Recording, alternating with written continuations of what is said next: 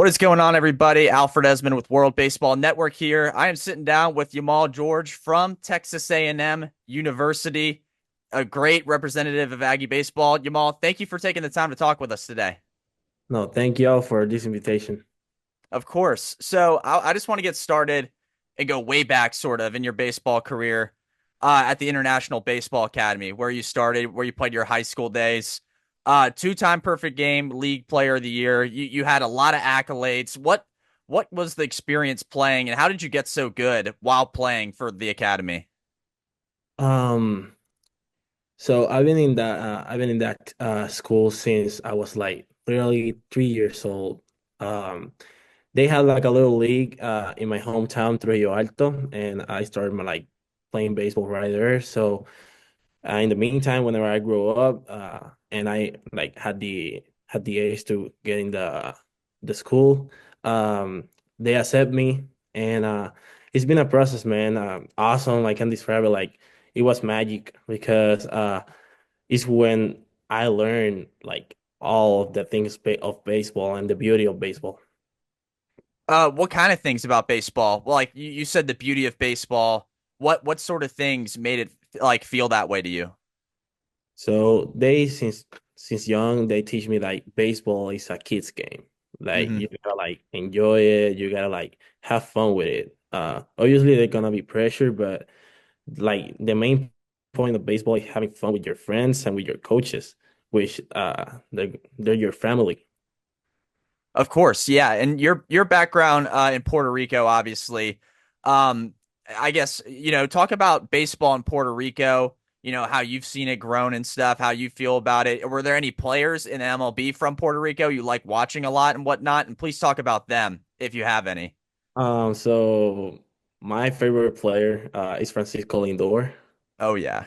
I'm devastated with them losing, but I'm a Yankees fan, so Hmm. we're on the World Series right now. But yeah, I mean, Francisco Lindor have been like a huge part of my process because his mentality and his game is like huge for the culture in Puerto Rico. Like everybody loves him. Obviously, like Carlos Correa, Javier Baez, Roberto Clemente, Yadier Molina, all Hmm. those are like big names that have made like the baseball were like bigger. Of course, yeah. And then I mean, since your hometown as well. What are some things you would like people out there to know about your hometown? Uh, do they, is there a lot of baseball happening there? What's the vibe you get from, where you're from and stuff like that? So Puerto Rico, man, I mean, Puerto Rico is awesome.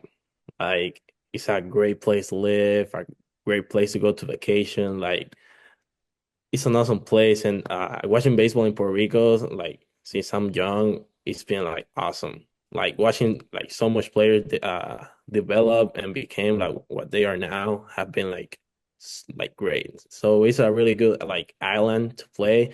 I think baseball is like the main sport in Puerto Rico. Mhm. So a lot of people play it, and I mean, there's a lot of guys in college right now, a lot of guys like in the big leagues. So it's a huge like developed island. Do you and other college players from Puerto Rico talk a bunch, or like how many of those guys are you familiar with and whatnot?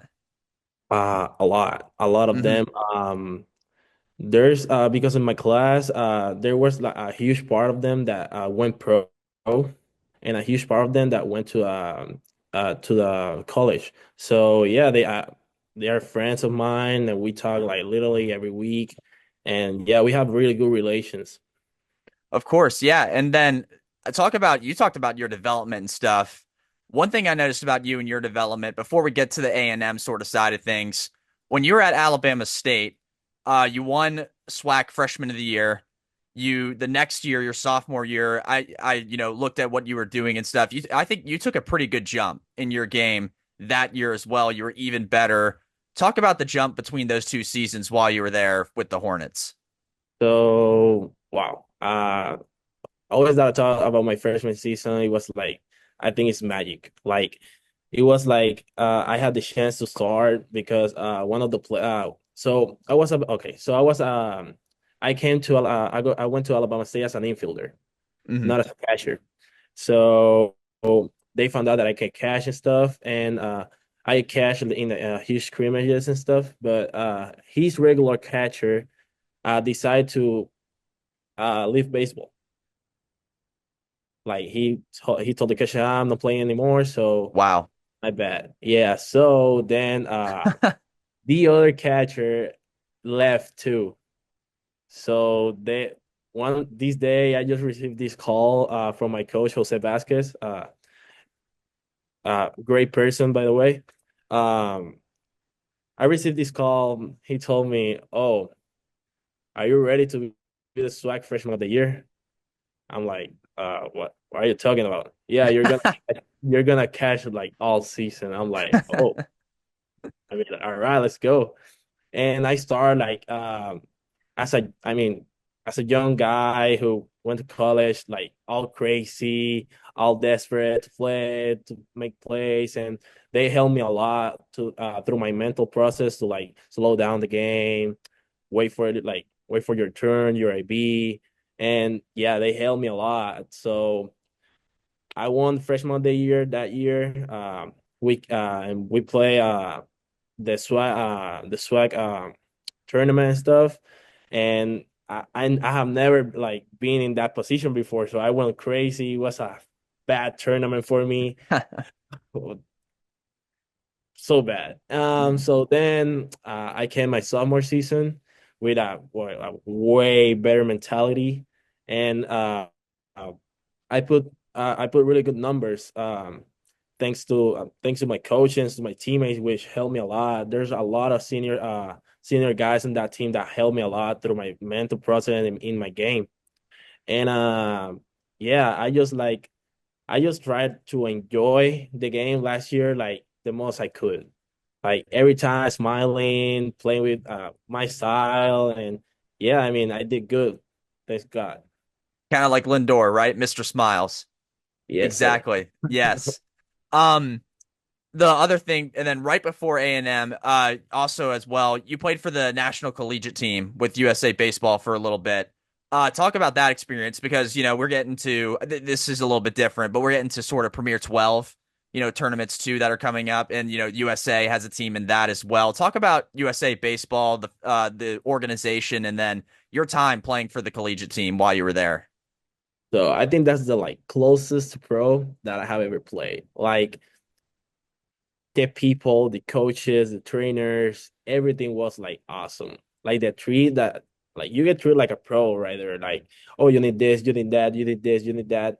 Obviously the team was like full of studs. Like, oh my God, like you see every position, you were like, oh my God, that's the guy. Oh my God, that's the guy. And yeah, I mean, it was awesome. It was a really cool experience. We got to play against another summer team and stuff, which I knew people too. And yeah, I saw them, share with them, talk to them, and play. Yeah, that's when I met Gavin Grohovac too. Very nice. A teammate of yours. And actually, speaking of him and A&M, Um, what are your thoughts? I mean, obviously, you're transferring in this year. Your thoughts so far in A&M baseball, Aggie baseball. It's a team that got all the way to Omaha and was on the doorstep of winning a national championship. And now, the goal almost pretty much remains the same, obviously, for you guys. So talk about, what's gone on during the fall, your time with the program, and what can we expect from this team heading into 2025? This is a team that is like pretty complete. I mean, there's five tools in like each and every player. Like every guy can bunt, every guy can run, every guy can field. We've been putting like the work like really, really, really good. Like we spend more time in the field than in our in our houses, to be honest. Yeah, and it's a pretty good team. We have to like we get along with each other really good, and I mean they're ball players, man. They're awesome ball players and even awesome people. Very cool. Well, I think that's all we have, Jamal. Thank you for this so much. For everyone at World Baseball Network watching, thank you for watching this, and we will see you next time.